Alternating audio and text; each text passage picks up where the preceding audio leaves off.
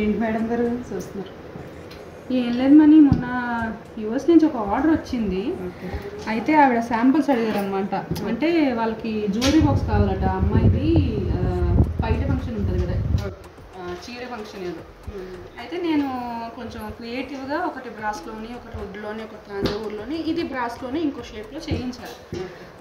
అయితే ఇది వచ్చేసి లైక్ ఇలా ఓవెల్ షేప్ వస్తుంది. పైన మన ప్రింట్ అనేది ఏదైనా కస్టమైజ్ చేసుకోవచ్చు. లోపల వెల్వెట్ వస్తుంది. కిందని కూడా మీకు ఇవి అరక్కున్న ఈ బంప్స్ వస్తాయి. నెక్స్ట్ ఇది వచ్చేసి వుడ్ అనమాట.